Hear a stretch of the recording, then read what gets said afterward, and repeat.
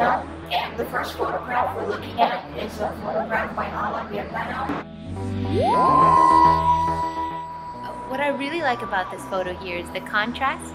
You notice how in the center there's all this light shining down into the center, right there into the middle, and it just brings your eyes there, and you just have to pay attention to it. But on the outside, it's cast in shadows, and it really just it just closes in your attention to one single point.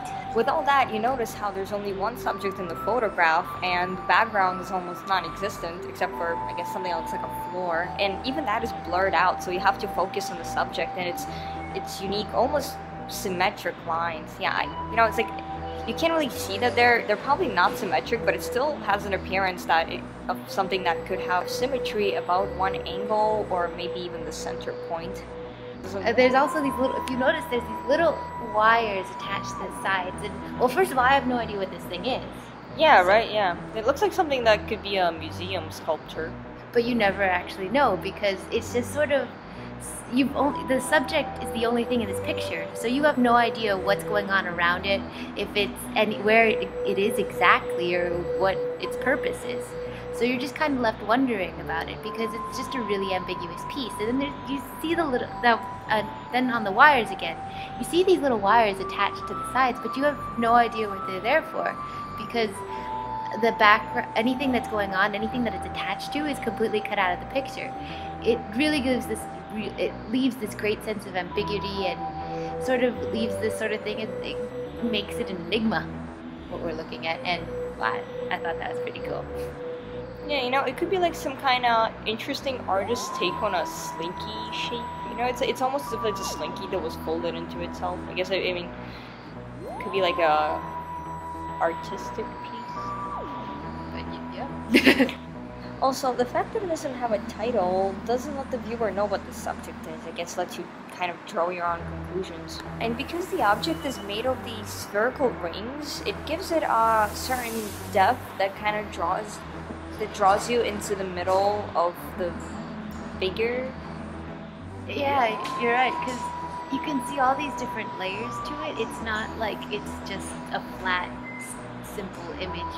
The angle from which the Alda took it is really close up to the object itself. Is there anything more to really say about that? Because it's like that's the center of her world, so now it's the center of the viewer's world in the photo, of course.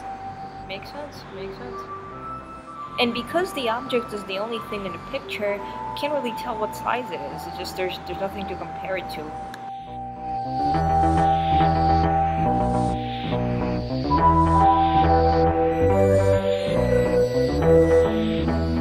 The second photograph we're looking at is a photograph by Alexandru Barbulescu. Sorry if I mispronounced your name. It's a photograph of a toaster. But then at first we didn't really realize it was a toaster. It took a few minutes because honestly it didn't really look like much at all. No, but we got really excited about this once we realized what it is. And another thing is we didn't even notice that there was bread in the toaster, because we thought it just looked like crumbs because of the lines that you see, like the lines of the heater, the bright red lines add depth that kind of makes you think that the bread parts are flat, so it looks like it's crumbs instead of the bread, which was really exciting. It's so cool. Like, the more you look at this photo, the more you actually see to it.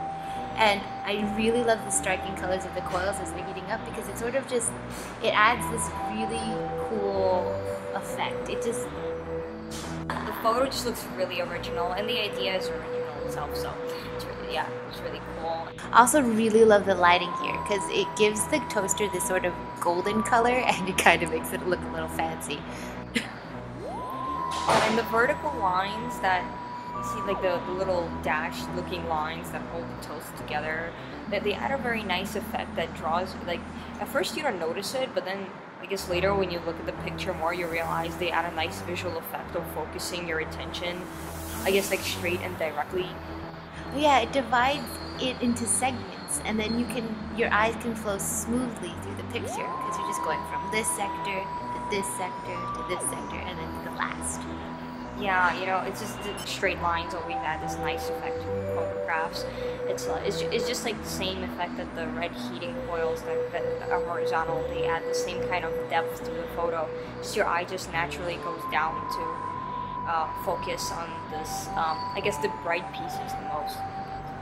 Even though like the golden horizontal line in the middle seems to be the center of the photograph, I feel like you don't really look at that first because your eye is drawn to the bright by the red horizontal lines.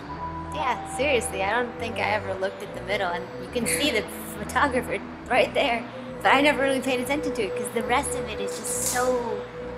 Oh yeah, that's what it is. I never. Oh wow, I didn't realize that was the camera, like the dark spot. Oh, cool. Oh, I like that. Yeah. Oh man, that sounds weird. This picture is just, Yeah, this is a great photograph.